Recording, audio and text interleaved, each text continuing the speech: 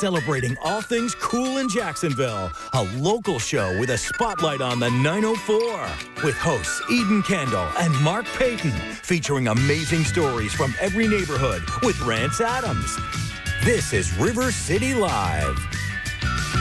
Welcome to River City Live. Now, Eden is out again, still not feeling well, but she's on the mend. She's on the mend. This is good. I love it. It's our Wonder Woman. But you know what? I am actually, not that I'm excited that you're sick, Eden, but I'm a little excited that you're sick because I get to fill in. Nikki Kimbleton, welcome to River City Live. Again, you've been on before. It's always fun having you on. We get to hang out a little bit in the morning show, so you just got to hang out with us a little more. She gets an extended amount of time with us. Exactly, yeah. She might regret it. I love it. No, I highly doubt that. I highly doubt that. So with you in mind being here, we decided let's pick some topics that we think that you could really dive into. Okay. All right. So, is that fair? Oh yeah, that's good. All right. So it's interesting now that I know that you picked them because I could dive into them, and the first one. Yeah, we were casting these stories for you. Okay, thanks. Okay, all right. Yeah. So the first one has to do with having your nightcap, and it turns out that it's actually a good thing according to science and studies. So is this something that you partake in, maybe a glass of wine before you go to bed? You know, here's the thing. I mean, I go to bed so early.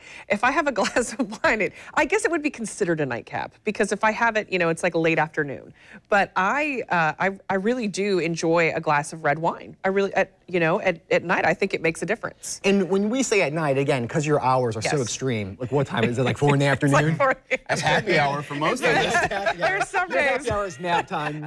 There's some days that when I have to get up at like 2:15 to do the super early shows, that if I go to lunch, people have to be thinking, is she really drinking wine? It's like 2 o'clock. What is she doing? But for me, that might as well be, 6 or 7. Do you ever have a disclaimer? I've been up for 12 hours. I think about telling people that if they walk by and look, sometimes. Yes, don't judge me. Don't judge me. But this is the thing. So that's the great thing about a nightcap, though, is, it can be good for your heart depending on what you pick, and then also your cholesterol. Yeah. So it helps out with HDL. So HDL, I always remember this. HDL has H in it, so you want that high. So your good cholesterol, it's going to assist with that. People with type 2 diabetes, it helps as far as processing the sugar. So I like that idea a lot. And it's funny.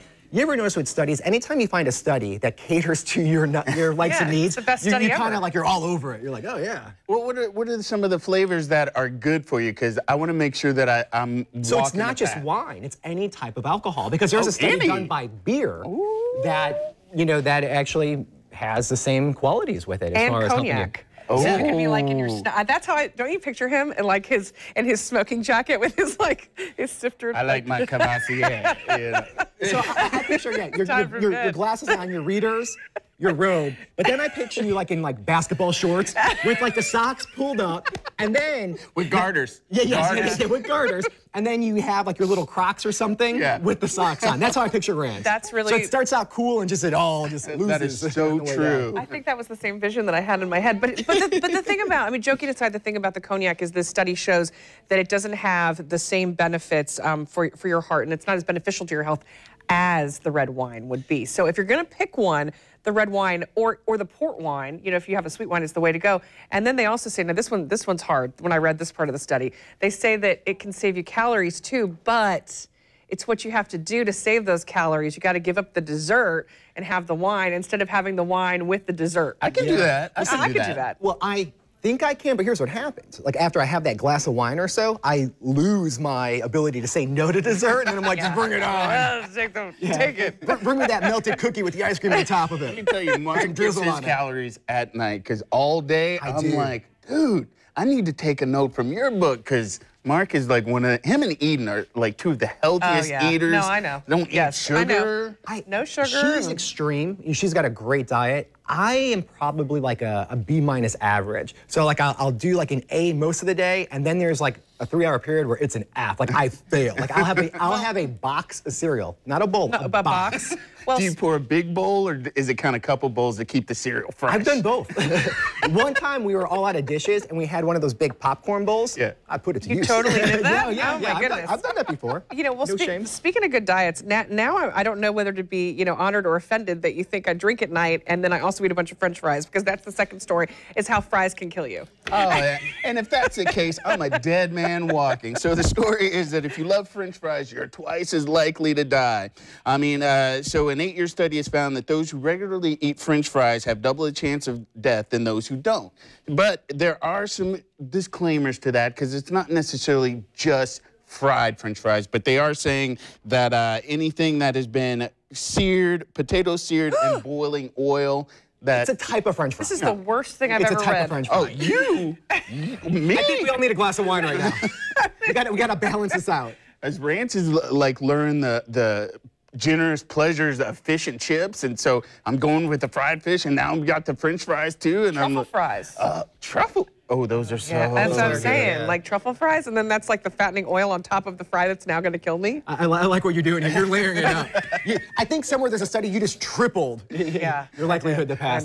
What about sweet potato fries? That should be, because everybody's kind of going that route, but still, if it's fried in oil, I think it's more the oil. That's what I think it is. Yeah, I think anything in oil, that's fried. Oh man, but yeah, well, here's the thing about this, though. This study wasn't like super scientific. Only a few people died. I mean, out of 4,440 people, this was ages 45 to 79. Only 236 died. Good odds in my favor.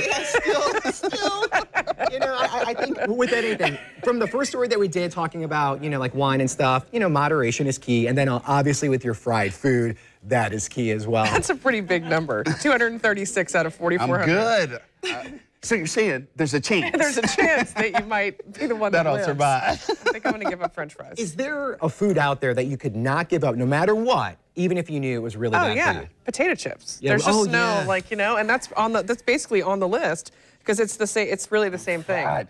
Pizza probably. Pizza's tough. I mean, because you can. That's any time. Yeah. Cold, hot. I mean, that's true. Do you ever notice, with potato chips, for example, if you ever switch to the baked versions of those, right? Mm-hmm. You eat them and they're fine, and then as soon as you put a real potato chip in your mouth, that oil just dances on your tongue. You're like, oh my gosh, where have I been all my life? Is potato chips yours? It seems like it. Pizza, potato chips, but mine, probably cereal.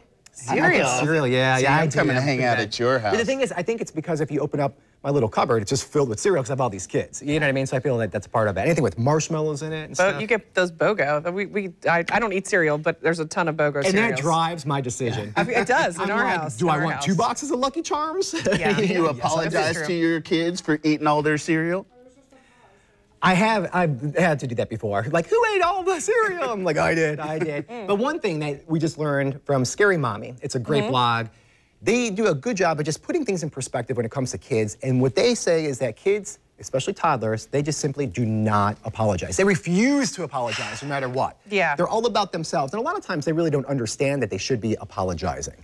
I mean, I have a 3-year-old, and I know. And what are your youngest ages? 2, my 2-year-old, and then my 4-year-old. Oh yeah. Okay. So we went to Disney, and he didn't want to put the sunscreen on, right? So he's adamant, and we've got fast passes, and I mean we are down to the wire, and he is pitching a fit, throwing himself on the ground. So he takes the sunscreen and he hides it in the room, and we're looking for it everywhere, and we were like, we're not leaving until you say you're sorry. And this was really the second big time that we've had to do this, and he just would not. He refused to say he was sorry. The other time he did something with the dog and wouldn't say he was sorry. And I mean, it was a showdown. I mean, I'm serious. And they win. Because they will not be broken. That's what it comes down to. I couldn't believe that he was that stubborn. Oh, and it only gets worse. Thank you. Good luck. It does only get worse. Now, when you